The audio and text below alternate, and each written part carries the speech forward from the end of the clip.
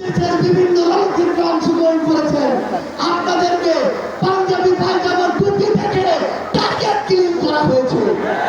আমার মাদ্রাসার অসংখ্য ভাই এই টার্গেট কিলিং এর শিকার হয়েছে। আগামী বাংলাদেশে কেউ যেন কাউকে ট্যাগিং করে টার্গেট কিলিং এর শিকার না করতে পারে সে বিষয়ে আমাদের ঐক্যবদ্ধ থাকতে হবে। আমাদের সংস্কার বিচারকে সামনে রেখে আমাদের এই লড়াই করছি। আপনারা পিয়ারের কথা বলেছেন, এই যে পিয়ার আগামী বাংলাদেশের সংসদে আমরা যদি আসলে জনগণের প্রতিনিধিত্ব চাই তাহলে আগামীতে এই পিয়ার নিয়ে আমাদের আরো জোর করে ভাবতে হবে।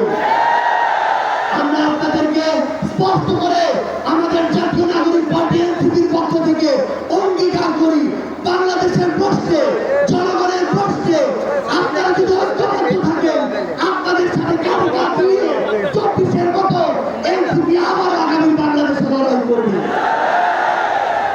আমাদের এই বাংলাদেশের 24-এর অভ্যুত্থানের স্পিরিটের প্রশ্নে, ওই খুনিদের বিচারের প্রশ্নে, রাষ্ট্রের সংস্কারের প্রশ্নে আমরা ঐক্যবদ্ধভাবে এগিয়ে যাব।